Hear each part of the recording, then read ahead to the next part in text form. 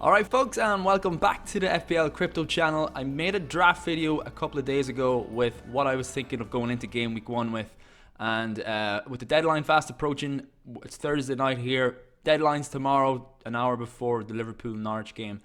I have made some changes, and some, well, not significant changes, I suppose. Some of them were kind of sideways moves to save a bit of cash. Others were significant structure moves in terms of formation. This is what we were left with last time. So I had Kepa in goals as my set and forget Chelsea keeper. Then I had double Liverpool defence in Robbo and Trent Alexander-Arnold. Lucas Digne was my 6 million Everton defender. Lewis Dunk then alongside him. So it was a 4-5-1 formation. The 5 midfielders, we had Sterling and Salah set and forget. Well, probably they're my set and forget premiums for the first 8 to 10 game weeks, I think, at least. And Salah was always going to be my captain for game week 1.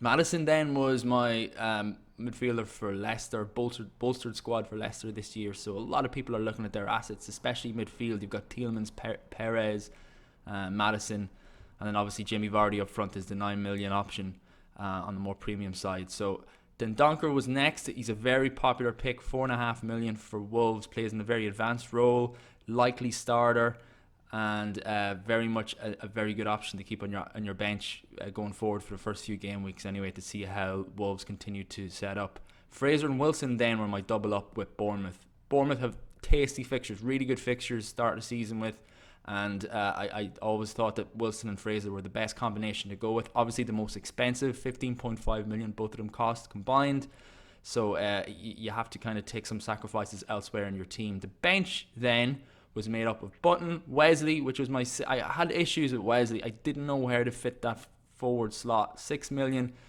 6.5 million is more kind of flexible with options, but with 6 million, it just wasn't enough to get a good striker. And the reason why I had Wesley in there was because Villa's fixtures get better after game week 1.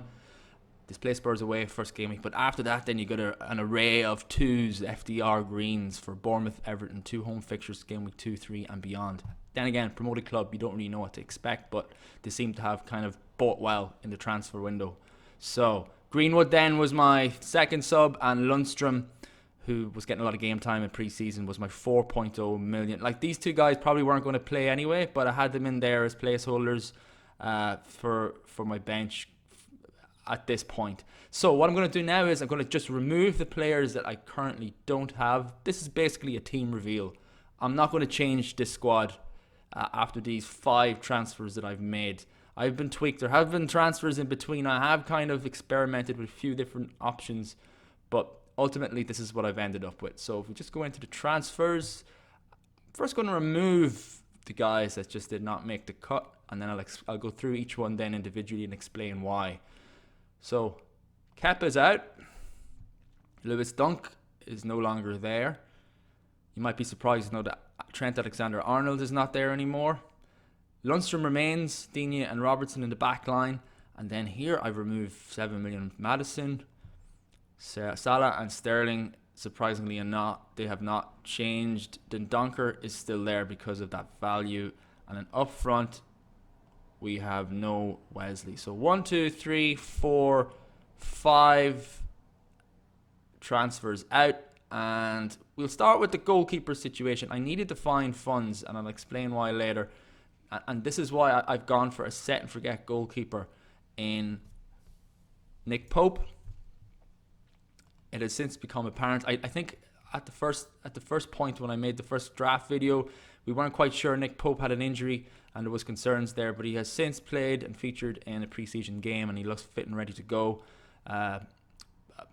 Beyond Daishi maybe making some sort of claim in the press conferences that he's not fit to play, then he will stay. He's going to stay there. Otherwise, he's my best option at the moment. I think Burnley don't have the easiest of starts. Okay, they have Southampton home. That first fixture's decent. After that, Arsenal away, Wolves away. It's 2 hard games followed by Liverpool at home. But then you've got a nice run, a nice string here. I think Burnley will be tight at the start of the season. I think they might get a clean sheet against Southampton at home. And if nothing against Arsenal, Wolves and Liverpool, Pope will pick up a hell of a lot of save points.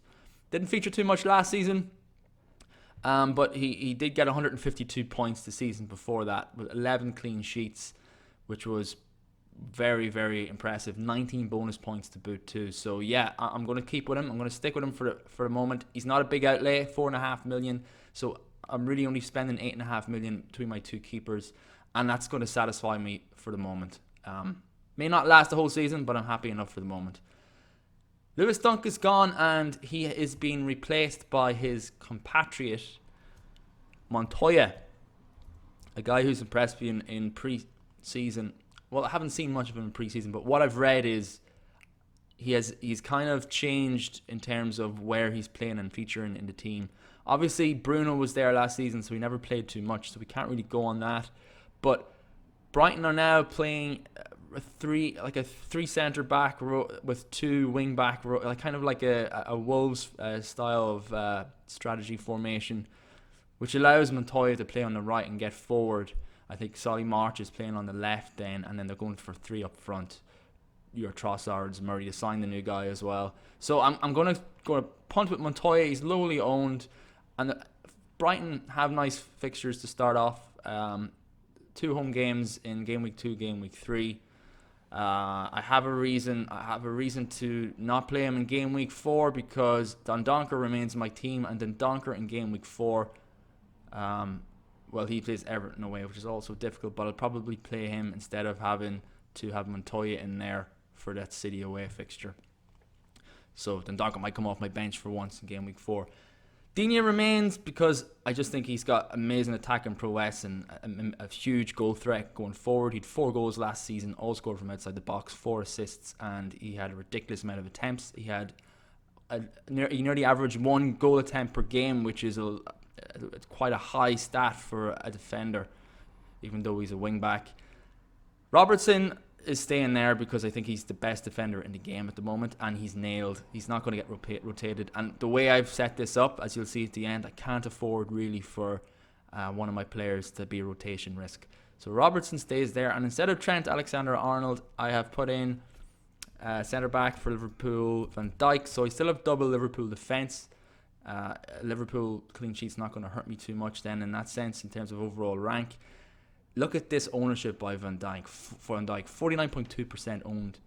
You save 0.5 million on Trent, but the problem here is that, like, if he performs really well, let's say Van Dijk scores in the opening game week, you're going to fall behind probably if you've only got one Liverpool defender. So if you do only offer one Liverpool defender, Van Dijk is the safest probably option, and the cheapest too. You could go Gomez as well for that bit extra cash in the bank, but he's also rotation risk. So Robbo and Van Dijk, I have them in there because I think that they're the most nailed. Liverpool, I think they play the Super Cup between game week 1 and game week 2, so there could be rotation risks with Trent Alexander-Arnold there. Anyway, this is what I have at the moment. Lundstram stays there. I don't really know the 4 million slot. There's a Diego Rico who plays for Bournemouth who might start the first couple of games. He's another option in there if people want to go for him. I'm just going to go for Lundstram because he might get some game time. I think Sheffield United might have signed a midfielder in the transfer window, so less of a likelihood of him getting a start. But I'm not going to use him. I have no plans to use him for the immediate future. He's going to stay there as a placeholder on my bench.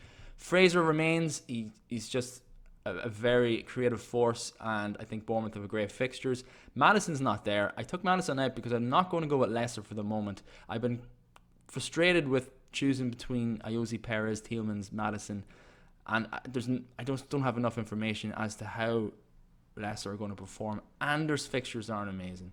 So to start off the season, they have 2 hard games, Wolves at home and Chelsea away. They might get a couple of goals. I just don't know. I really don't have enough to know what's going to happen with them, so I'm going to wait and see with their assets and maybe jump on them after game week 2. So instead of Maddison, I am going to go with Siggy. Player that I had, he was the first player that I put in my team when the game opened up a few weeks ago, and I removed him maybe 2 weeks ago, and now he's back. Now, Everton's pre-season form hasn't been amazing. Nothing to write home about. They haven't scored many goals, and they've been lacking a bit up front. But they've since signed well. They took in Moise Kean from Juventus. Carleton's going to be back. He didn't feature in pre-season. And Alex Iwobi was with last minute deadline transfer there too today. So there's going to be options up front for them. And Siggy is the penalty taker, takes free kicks, set pieces, 13 goals, 6 assists last season, 182 FPL points. I'm just going to go with him for the moment. There is a lot of options in Everton too, but I think he's the most nailed. He plays in the hole behind the strikers, and I think he'll mop up the assists and hopefully get a couple of goals too. Maybe a penalty would be great. So look at those fixtures starting off. There's no worries there. No concerns for the first 6 game weeks. I'm going to play him every week. The only kind of risk you're taking here, obviously there's risks involved in this game. It's a game of probability. But Everton's preseason form hasn't been amazing. But I'm going to just go for Siggy starting off. So Salah and Sterling remain, and then Donker remains. So that completes my 5 for midfield. Up front, I have Wilson, and he is probably the best option for Bournemouth. He's the most expensive anyway, but he's got a 14 goal, 12 assister from last season, even though he was riddled with injury. That's 26 goals and assists combined, and 168 points too along with that. So I think he's a good price at 8 million. 20.7% of managers agree with me. And again, fixtures are really good. Apart from game week 3, I really like the openers for Bournemouth. And starting off, you don't really have that much to go with. You have preseason form. Okay, Bournemouth, I think they bet Lyon 3-0 last week, and that was a very impressive performance. A strong Lyon side out too. They're very hit and miss. They're hot and cold. They've had streaks last season where they've gone on and scored 3, 4, 5 goals a game, and then they've had streaks where they haven't been able to score for 2, 3 games. So very unpredictable. This is a risk, and when you see my next pick, you're going to think it's an even more of a risk. Don't try this at home maybe, but I'm going to go with King instead of Wesley. So that's a triple up on on Bournemouth. And it's purely down to the fact that I've been jostling around with these 3 guys, and I just can't get the right combo. I just don't feel right picking 2 of them and leaving one out, because King is a penalty taker, Fraser's the creator, and Wilson is just he's the poacher. He's the goal scorer. So it's very hard for me to kind of choose elsewhere. In terms of this 6.5 million spot, there's lots of options. Like there's Gerard Deulofeu, who was confirmed fit today in the pressers, so he's going to start for Watford, who have a decent opening couple of games. Then you have Diogo Jota, who's performed very well in pre-season, and he scored and assisted in the Europa League 2 legs that Wolves have played in the past 2 weeks. So he started the season hot. He's an option too. Then you have other new signings, new players in the game that you just don't really know how they're going to if they're going to hit the ground running in the Premier League. You've got Shea Adams for Southampton. Then you've got promoted clubs at Wesley, a new signing for Aston Villa, Billy Sharp for Sheffield United, and then Oliver McBurney for Sheffield United too. Murray, obviously it's going to be hard now to pick a player like Glenn Murray, because he's about 38 years old, and he might not play every game, especially with that new signing coming in. He's also 6.5 million. His name escapes me for Brighton. Mape, the Brentford striker that they signed, so he could get game time too. So King's my most nailed 6.5 million. For the first 2 game weeks, I'm going to go triple Bournemouth, and it's because of those 2 promoted sides that they're playing. Game week 1, Sheffield United at home, and game week 2 away to Villa. I have a plan for game week 3. I'm not going to have triple Bournemouth going to game week 3. So there's a few things I can do. Maybe I can take out Fraser and put in someone like Lucas Moura or Pulisic, or jump on. There's a few players I can jump on depending on how they perform in the opening 2 game weeks. I'm not snookered if Bournemouth don't perform, but I am going to give them 2 weeks against those 2 games against those promoted sides. They're going to exercise patience.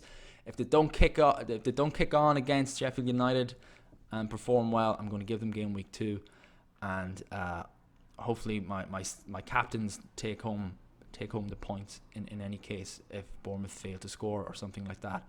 But you have to take risks in this game, and the probabilities are stacked in favour of Bournemouth score. The 7th highest goal scorers last season, and when they start gelling, they can really gain a lot of points. Their attacking players can gain a lot of FPL points, so I'm willing to take the risk. So let's just complete these transfers, and I'll show you then my setup for game week 1. Then Donker is going to be my first sub. I'm going to have King Wilson up front, Salah captain.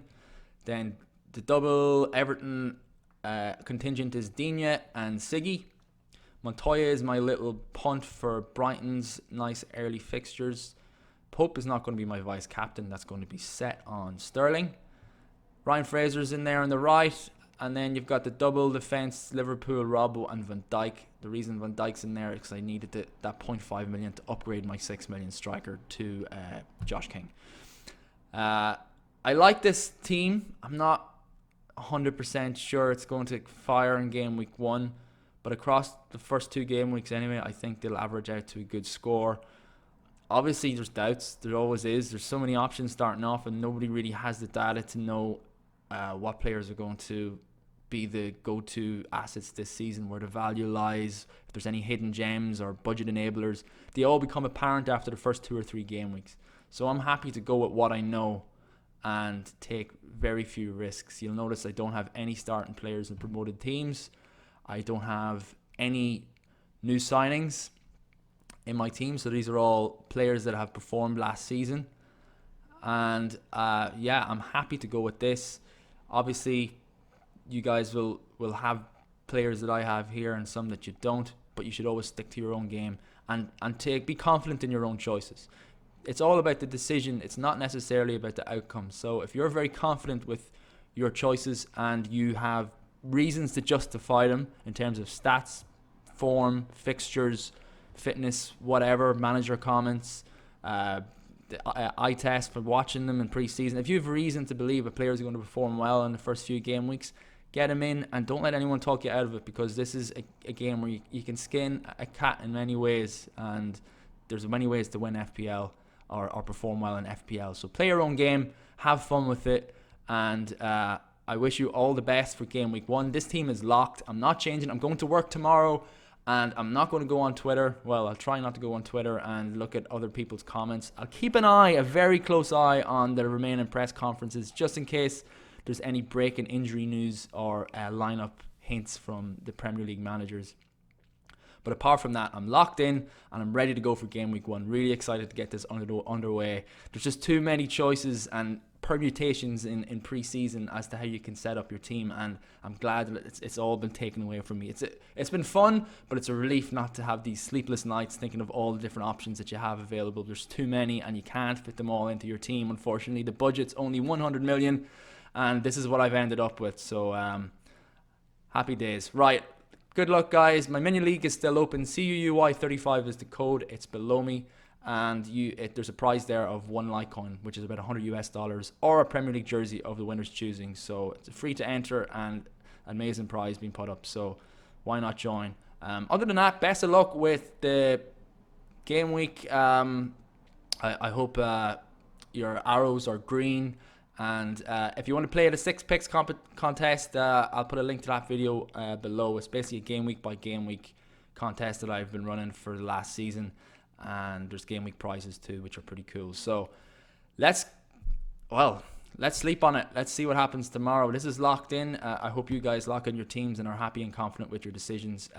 Good luck, take care, and see you all next week.